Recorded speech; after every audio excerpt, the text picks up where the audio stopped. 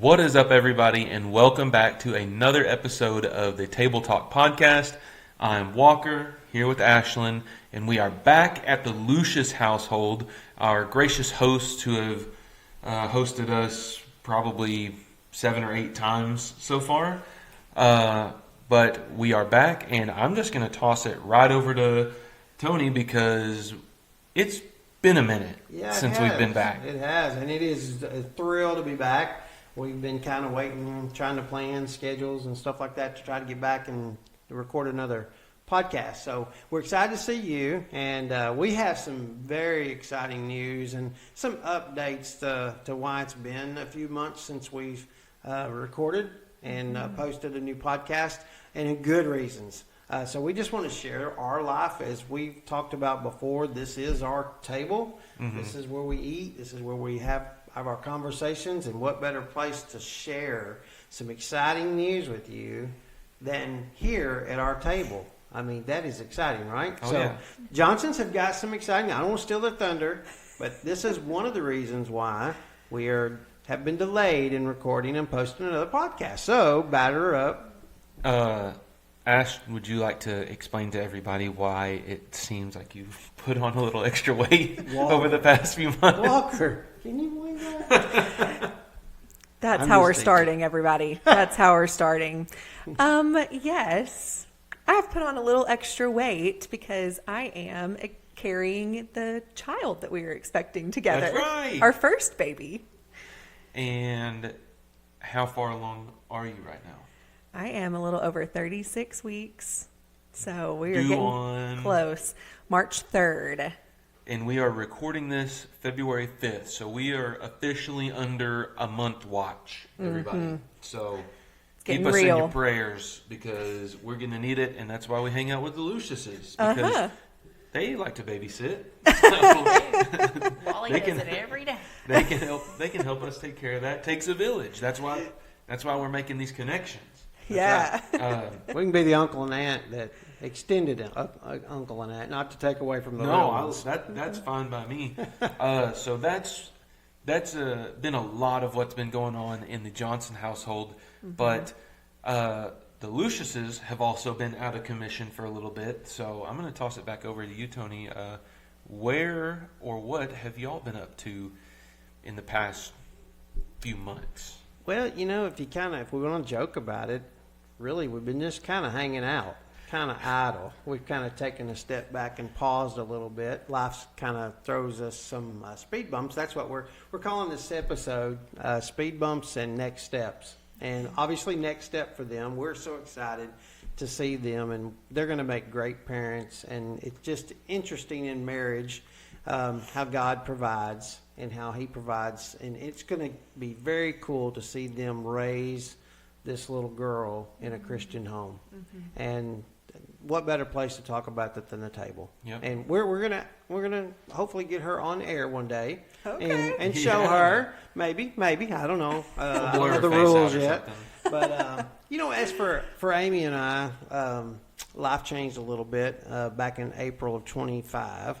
I went for a regular checkup. Many of you know it, so I don't want to bore you. I'm going to do this as fast as I can. Someone asked me if I want to do a cardiac calcium score and to see if I had any blockage or anything in a regular checkup. So I said, well, yeah, why not? I wasn't having any symptoms or anything, so I really wasn't scared, which was very unlike me. I would have normally said, no, I don't have time. Don't worry about that. So long story short, the results came back. I was 100%, 90%, 90%, 70% blocked. So open heart surgery became mandatory for me. Mm-hmm. And I will tell you, we're going to try not to get upset when we talk about this, but this you talk about things in life that make you pause. This made us stop. Mm-hmm. And so that's our reason for not having been recording a podcast here of late. So we just took an intentional pause. I was off work for a couple of months. My employer was very gracious to let me heal up, and I have healed up very well.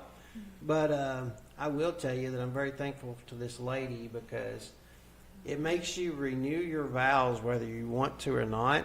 and say, okay, we really Interesting choice of words. Wait, 2 or 9. Yeah, no, I'm just kidding. It makes them come alive. Your wedding vows, and because she became, when you say better or worse, that's all fun and games when you're all dressed up in a tuxedo and a nice wedding dress and all that kind of stuff. But when you throw that out there in what we call speed bump of life, that's a pretty major one. You know, when you go through that, and I can't thank you for what our marriage, I guess the foundation for that, and we give God all the glory for that, because He was our foundation. He was. The church poured out into us, friends poured out into us, and really delivered us through that. And we're very thankful. But I tell you, thanks for that, because you did some things for me that I'm like, wow. You know, I was very impressed. It strengthened our marriage in a major way. Would you say so? Yes. Pretty scary. Yeah. So anyway, that's where we've been kind of hanging out, doing nothing for a little bit. She was real tight on me, wouldn't let me. I had to throw my man card out there because, guys, I couldn't even mow the yard for a little while. Boo. Yeah, but I mean, I like mowing, so that I was. did not mow. Your son did that. Yep, I had some help, and but I finally for got. Mother's Day, I did get a handheld chainsaw to help you with the trees. What a gift. Yes, so for Father's Day, he got to share in that, and he didn't get a gift because we're sharing the handheld chainsaw because he can now work it. There you go. And you forgot to tell him that when was surgery? Do you even remember? April 1st, April Fool's Day. Oh yeah, it was April Fool's Day. Yeah, what a day, right? So. Gotcha. Yep. And when was that from the time you had the scan to? I'm going to yield to her. She's the calendar. She can remember. I don't have a It was clue. the end of February because it was Heart Month. And so, I mean, we went in on a Saturday. I think that was like our Valentine's Day date. We went and got his cardiac CT, and which I had one earlier. My score was 0, and I kept asking him what his score was, and he would never say anything. And so he then had to follow up with a stress test, and he was like, I'm going to go. And I'm like, I'm going with you. And he's like, you're not going. I'm like, I'm going. So they came Who and got won that me. battle? I did. Okay. I said yes, Yeah, dear. Yes, dear. Yeah, so they came and got me for the stress test, and I said, did he not pass? And they're like, well, you just need to come back here. So I had this vision of him like huffing and puffing from a treadmill or something, and they're making him lay down, and I'm like, well, what was his CT score? And she said 2,598. I wasn't going to. That's private. I wasn't going to tell. Well, nothing's private. That's a high score. I'm just kidding. I scored a lot of points. I'm just teasing. So, Not the kind you want. but God Nope. put everything in place, because before we left, we had this is a Thursday, so like the next Monday, he had a heart cath scheduled. It's kind of all blurry. And then in the middle of the heart cath is when they showed me all the blockage, and then we got to meet with the surgeon that was new to the facility that had just come in, and he had a lot of expertise and had trained in another state and was a really good trauma surgeon, and said, I can save your life. And we went in thinking he was going to have at least a triple, and he ended up having a quadruple. But nothing's like having the surgeon pray over you and allowing you to pray before you get rolled out for surgery. So that was pretty neat. Yeah, I mean, God moves in mysterious ways, and I was just talking to the nurse that asked me if I wanted to do a CT scan, and she was telling me just recently that she is a nurse, but she does it because she's a follower of Christ, and that's what she does it for, because she wants to make a difference. This little girl, this named Haley, she's not a little girl, but she's a young girl compared to me. She's so precious, and it's just so encouraging to hear someone. It's just so encouraging to hear the testimonies that we have, that we went through that, and just meeting Haley and her feeling inclined to ask me to do that, and her being her best version and saying, asking me, because if she hadn't asked me, I was a candidate for the ultimate event, and so it was something, that I gave a PSA, and I'm going to give it now. We didn't say it's not in our notes or anything, but I'm going to give a PSA.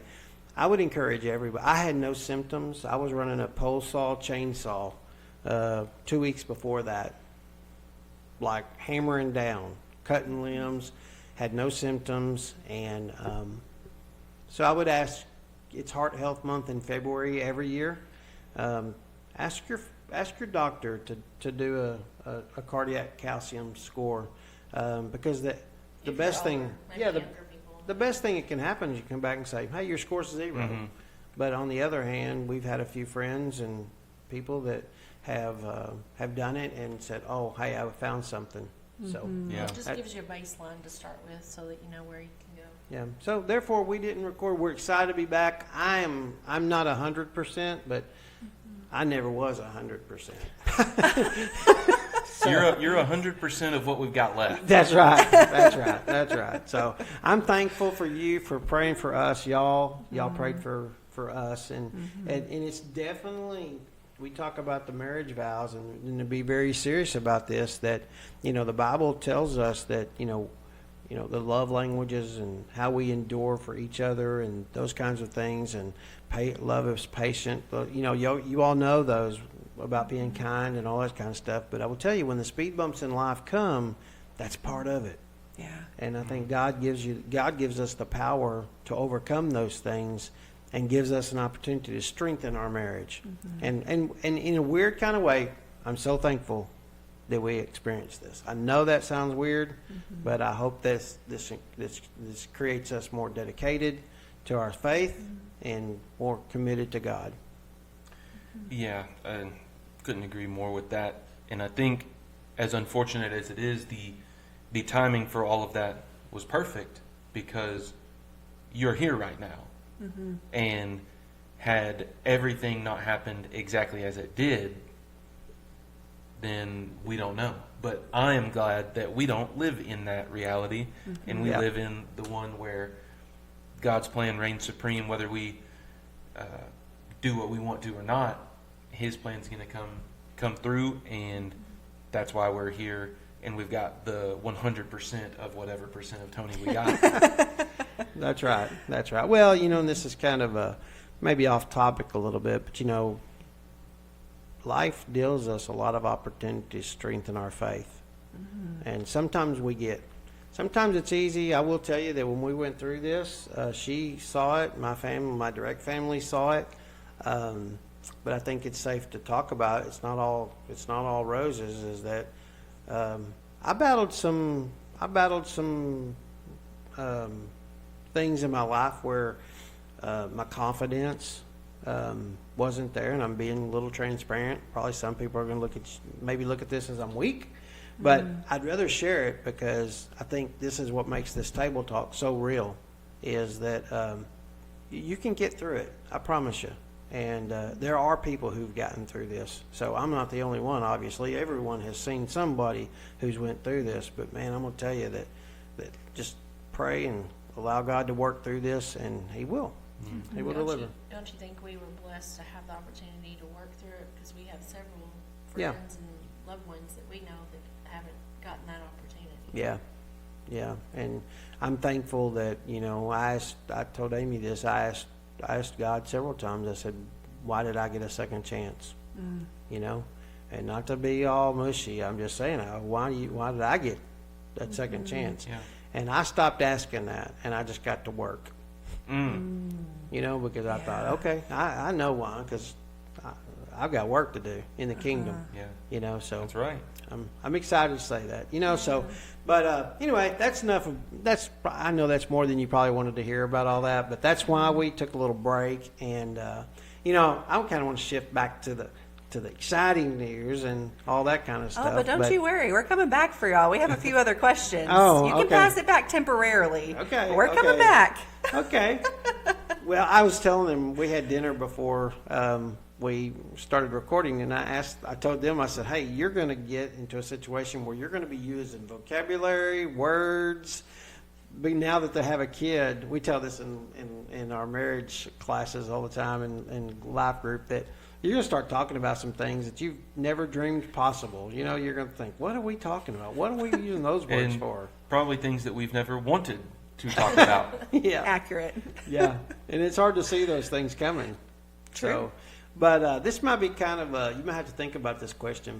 But how has, to keep this focused on marriage? So how has having a baby impacted your marriage? In what kind of ways, or however you want to say that? Well, she's not here yet, so stay tuned on how it actually affects the marriage. Right. That's But a good point. we can talk about how pregnancy has impacted our marriage for sure. I can also cut out any dead air that we have in here. So if we do have to think about an answer before we give it, that's fine.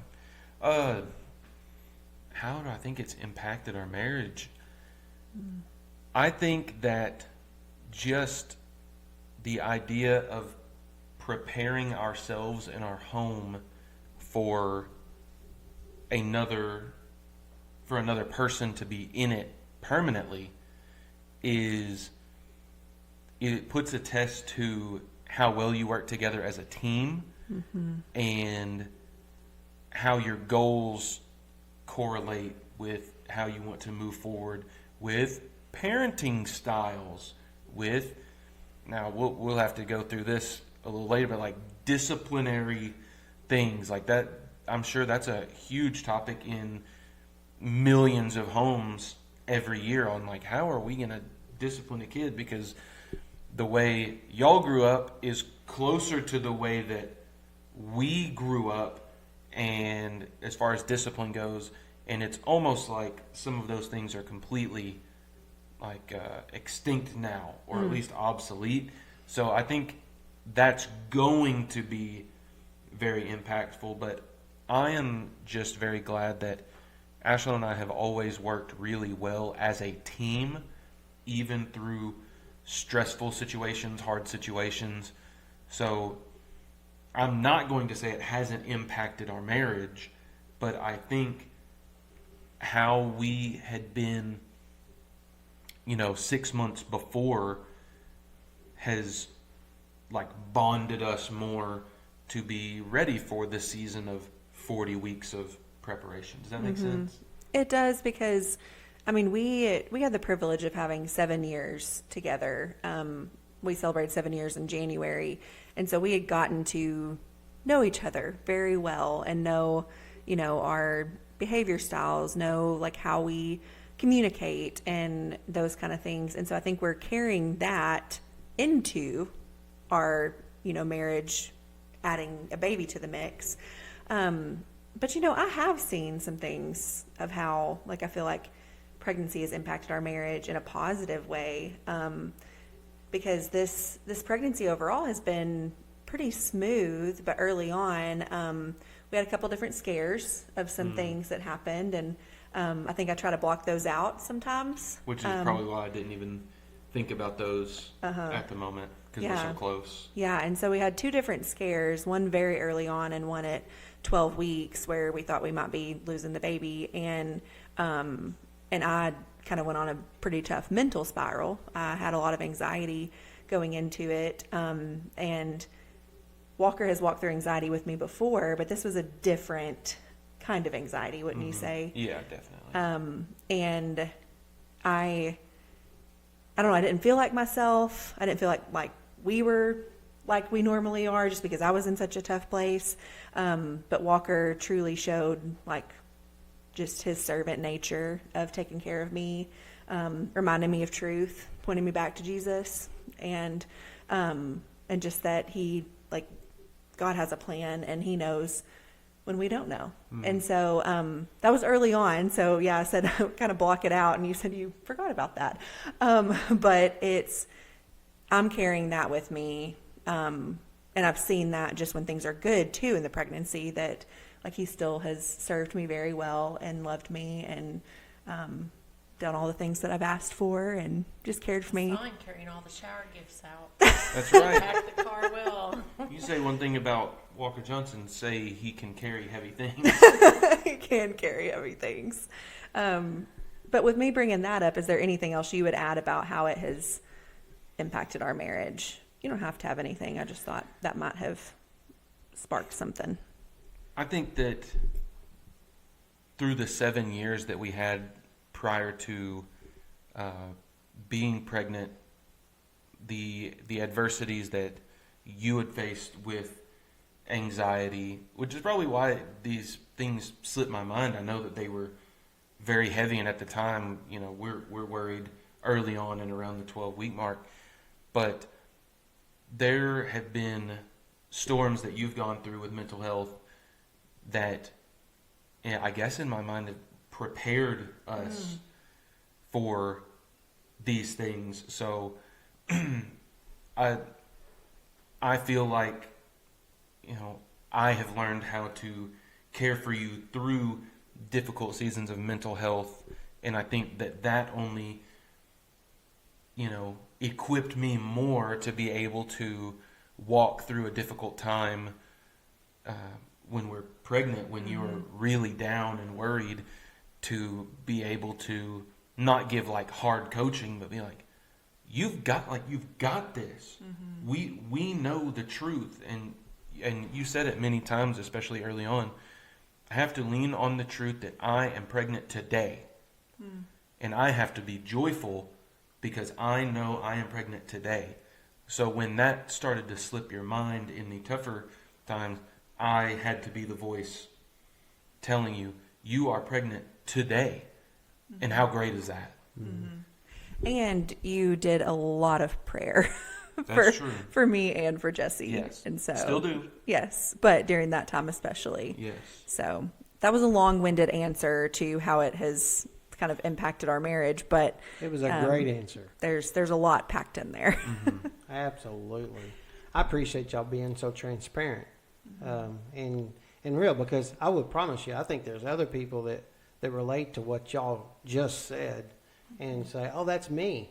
That's us, and so it's incredible. Isn't it so encouraging to hear these two folks?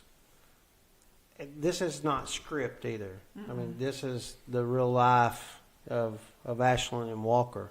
And we appreciate their commitment to one another. And it's interesting for us, as we've known them for 6 years now.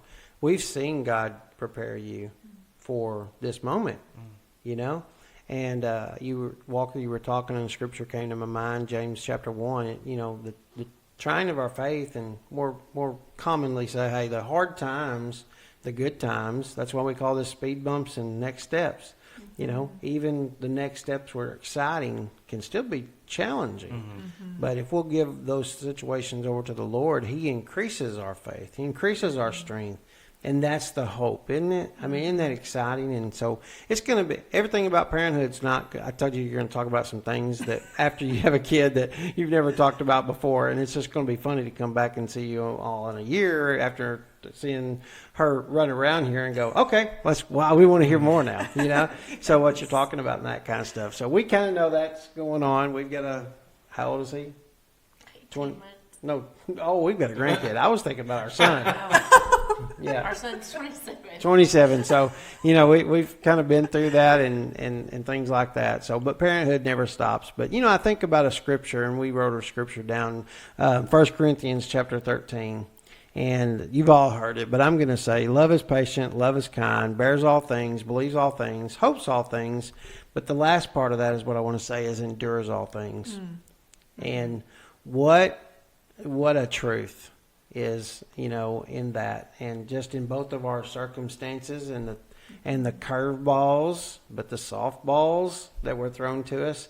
But marriage is about enduring all things, and that's not always bad. I mean, there are some challenges. There's some exciting things too that we get to experience together as well. So it's just pretty cool. A good friend of ours, Noah, he told me a couple of years ago in a group that we were in, we were talking about what Jesus talks about, that I came to give you life and life to the fullest. And I'd never thought any other thing about that, passage of Scripture other than, well, that's like the best of the best. That's what we're looking for, is the best of the best. But he had thought about it more, and he posed the idea that the life to the fullest is possibly, and I believe this to be true, being able to endure the fullest hard emotions. So the life to the fullest in the worst of the worst, in enduring, while also getting the best of the best. And it's never promised that everything is going to be happy-go-lucky all the time. We're actually promised trials and tribulations, but our brains want to think, but not for us. Yeah. And that's just simply not the case. So I think being able to endure the hard things is exactly what Jesus has called us to do. And it's hard to reconcile in my little pea brain, but when you can look at a storm that you went through that was so hard and go, look at me now. Yeah. I'm on the other side of that, and I couldn't do anything in that storm. That was all Jesus. And now look at me. And that's like when I hear like endures all things, I try not to think enduring the worst of the worst is I can't believe that happened to me. That's the worst. I'm here telling you here, Tony, are telling us about how hard that was for you and Amy going through your heart surgery. But now you're here experiencing the joy of telling people, go get checked out now. Because you endured it. And endures all things sounds like coming from a place of more strength, like love endures all things. And so we're curious. We told you we were going to throw the questions back to y'all. And so we're curious how the endures all things love came into marriage through y'all's experience. I've done a lot of talking, so As long as Amy does it close to the mic, she can do all the talking she wants. Oh, I don't know. I will tell you, nothing really prepares you when you think about looking, when you get married and you see your groom.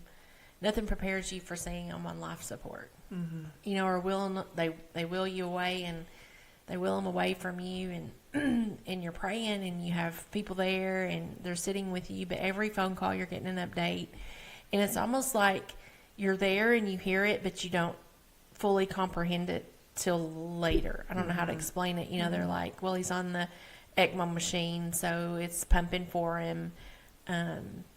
We've got 2 done. We may going to try to do 2 more. You're waiting there for 6 hours, and it's supposed to be 9. And I was prepared. A lot of people had gone through it, given me some advice. He's not going to look like himself, but he did. But they let me see him when he was still vented. So that was pretty tough. And then he was spelling words, and I realized later he was saying he was in pain, so I had to get him to change his pain medication. So just little things like that it endures a lot. You can do a lot. I talked my way into getting to spend the night in ICU. Of course you did. You can be convincing. Yes, well, they did make me go home about, we were there early, like at 5:30 that morning, and I got home about 1, and I kept calling them, and they're like, if you want to come in at 5:30, we will let you come and stay. I'm like, I will just sit in the corner, but I need to be there. And then we had 2 tornado warnings where they shut the hospital down in the middle, and so I asked what the tornado plan was, and they were short-staffed because people were really concerned. And, my family situation with tornadoes, my poor sister's family got hit twice, and same house. What are the odds? That's a whole nother podcast. But so they didn't have a plan, so I just grabbed all the pillows, and I had him packed, and I was just prepared to lay over, and we just prayed, and we had good friends that were watching the path. And then even when we got to a regular room, then they were going to have like an active drill. And so they just made the mistake coming into our room, and I said, I don't think that's wise with heart patients to do an active intruder drill. And here's what's going to happen if they come in here. I'm going to take them out because I have training from my retired educator experience. And they looked at me and they're like,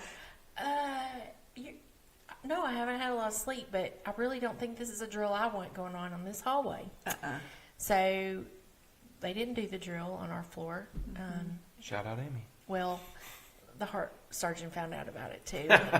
So I know they have to practice those drills, but I just didn't feel There's like other that. floors. Yeah, there's other floors, other times, just not with heart patients. And so got through that, and then when we got discharged, we got in the car, and I packed him with pillows in the back and had a special seat belt and had pillows.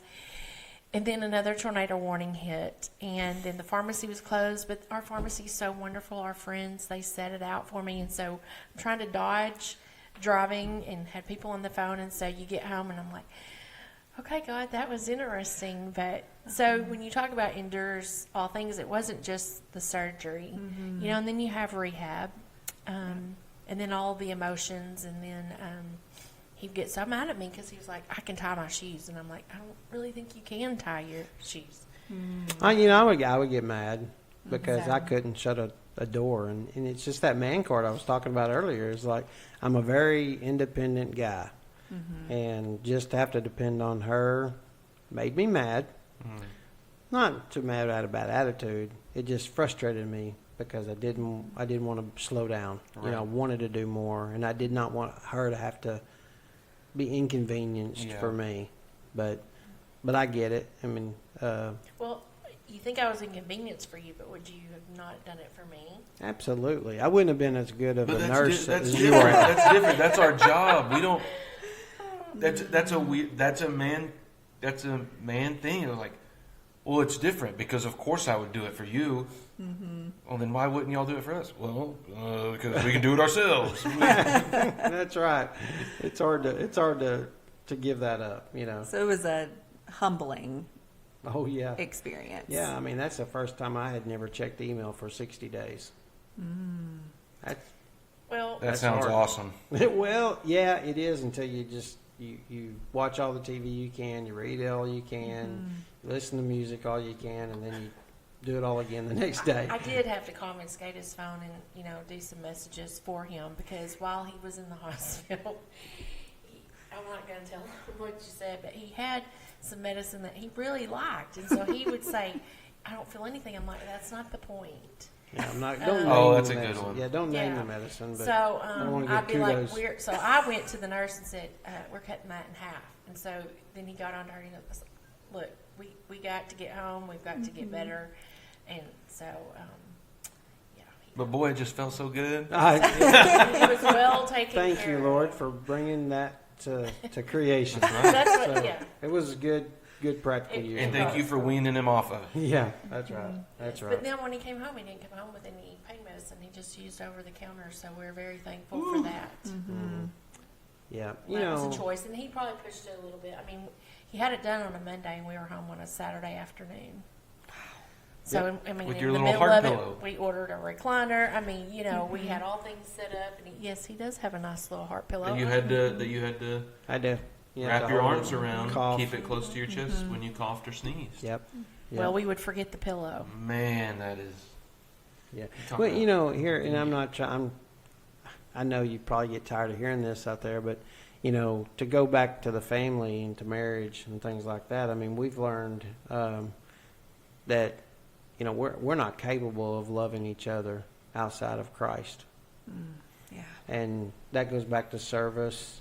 You know, to your spouse and enduring all things, and that's a tough one and a hard one to learn because a lot of times we get convinced by the world that we have to earn our love we get from the spouse. So it's kind of like works. I mean, we feel like you have to work, and then you love, or they get love back. But you know, Jesus didn't do that. He loves us unconditionally. And I think when you go through opportunities like having a baby, and you go through speed bumps like having heart surgery, and that gives you an opportunity to say, you know, it reminds me that I'm not a good without Christ. I'm way better at being equipped to love her, and she loved me when we keep our foundation through Christ. And I will that's tell my you- thought. I mean, I will tell you that you think about things different. Like, let's say you leave socks on the floor or you leave cups laying around or I you don't don't. put dishes in the dishwasher. Little Preach things, it, sister. Little things like that, they don't really matter anymore yeah. because now you just kind of laugh and you're like, I'm glad he's here to leave socks, dishes, cups.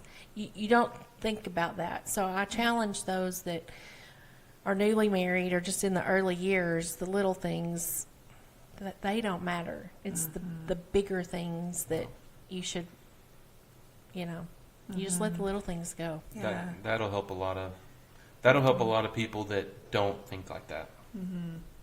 And if you had to name the bigger things, like what do you mean by that? I think I know what you mean, but I just want to hear what that means to you.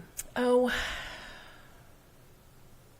I really don't know, like the bigger things and how they love your children and how they're going to rock them at night and how they're going to take care of you and remind you that, hey, we got this. How he's going to stand beside you and coach you through labor. You might have to coach him a little bit too. I think he's got it. I had to coach this one a little bit. You'll be fine. Quit crying. I think the investments that the core values. But the bigger things on when you lose family members, like when you have parents that are ill, or you have siblings that walk through things, or just in your life, close people, I think that the harder things, you realize what's important, not the little things. But I think a lot of times we get so sidetracked by the little things in life that it's harder to see the bigger picture. So Yeah, the distractions in life can sometimes be the bigger things because we allow them to, and we're guilty of that. I mean, there's no way, any way, this disclaimer is that we got this thing Tony's figured perfect. out. Tony, ain't We've perfect? got this thing figured out because we do not. I crash and burn gas all the time, right, Amy? That's your first time to say yes. But I mean, we do. I mean, your friends of ours, families of ours, are going to go. They don't have that figured. You're right. We don't have it figured out, but we keep trying. And the distractions of the just life, can allow us to take our eye off the ball. The eye off Jesus is what I mean by that.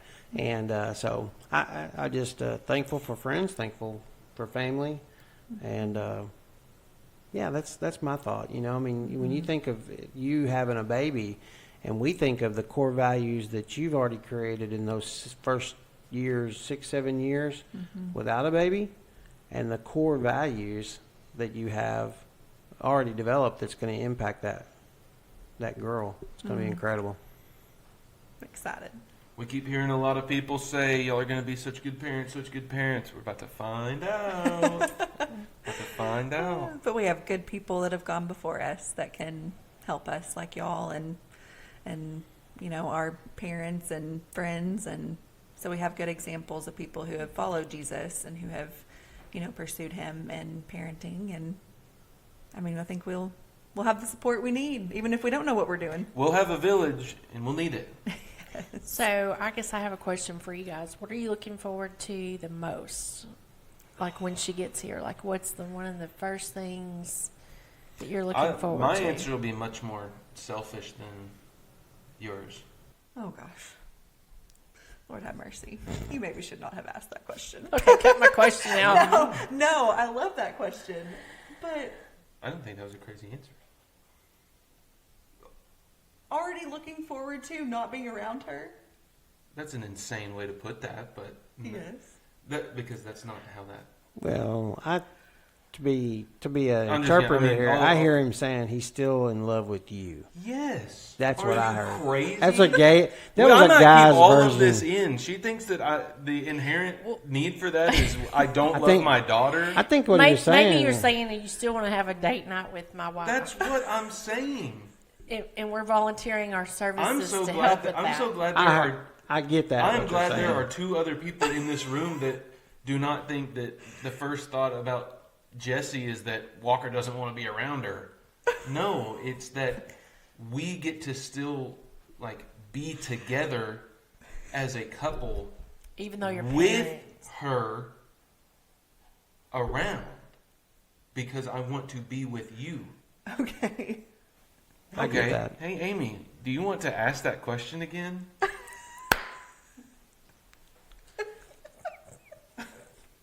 Give me a minute. Give me a minute. Okay, clap again. So I have a question. What are you looking forward to the most about becoming parents? I think what I'm looking forward to most as a parent is changing all of the poopy diapers and Oh, and you're such a lady. If y'all only heard what he said before this, you would know why I said that. But anyway, good one, Walker. thank you, and reading all the books and You got a lot of them. and rocking her to sleep when she can't go to sleep and changing all the poopy diapers. Okay, actually say what you wanted to say. What I originally said, which was heavily misconstrued by Ashlyn, to think that as soon as our daughter was born, I wouldn't want to have anything to do with her. I said that what I was looking forward to the most is being able to go and spend quality time with Ashlyn still. Even with Jesse here, who we will love unconditionally, to still be able to date each other and do things together, even though she is still here. That was good, Walker. Thank you, Tony. I accept that answer. Oh, gee whiz. But before you answer, Ashlyn, to go back to our recent message by our pastor, that's seriously a good point. That everything doesn't have to revolve around them. We still are married, and so Yes. And she will be And- cared for better than anyone else in my life besides you. Yeah. dude, you're getting So- so many brownie points I'm now. gonna need it. She thought I was gonna be a negligent parent. No, I appreciate the rewording of that. And I feel very loved by that you want to prioritize me still, even with her here. And so, yeah, I'm glad that you're looking forward to that. Well, I'm going to go a little more looking forward to something about the actual baby. But I have thoroughly enjoyed watching Walker connect with her while she's in my belly, and like how he has like talked to her and read books to her, and just, even though it's kind of weird to talk to something you can't see, like he's gone all in with that. And so I think I'm most looking forward to like seeing you as a dad with her here, like getting to do all of those things while you get to look at her instead of just like, because I get to feel her every day. I get to, sense different things that you don't all the time. Right. And like, you're going to get to experience that closeness with her in a different way. So I think I'm really excited about that. And then we have said that we're really excited just about the cuddles and the snuggles because it's just going to be fun. Baby snuggles are the best. Yes. I also think it's funny talking to babies like they're adults. So I am looking forward to that. You're probably not going to do a lot of baby talking, but I don't know. No, I She may will, have you but wrapped. like I do with my nephew Duke, when he was, 2-3 years old, I go, "What do you think you're doing?" I wouldn't go, "Hey, Duke, what do you think? What are you up to?" I'd be like, "Hey, man, are you not going to come over here and give me a hug?" Yeah. I'm not going to lie to you, this is a pretty serious conversation, but there will be times in this short period of time you're going to go, what have we done? Too, No, we're saving all that for later. No, we've never we're done positive. that. We've never done that. Positive. We've never done that. Hey, before you get me in any more trouble, is there anything else that that y'all want to talk about before we wrap up this reunion podcast? It's been good. It's been good. It's I awesome. hope everyone realizes that we're not trying to talk about ourselves, and we give glory to our Creator that we follow, because we want Him to be glorified through all the tribulations and the opportunities and the next steps for child and all that kind of stuff. So that's what we hope we conveyed over this podcast today. So for better and worse. That's right. So it's real. That's why we're here. That's right. All right. Well, thank y'all so much for listening. Thank you so much for watching. If you're watching on YouTube, please like the video if you like what you heard, and subscribe. And we just want to let y'all know that from our table to yours, we are thankful for everyone who's taking part in listening and watching this. So take care, and we will see you in the next one.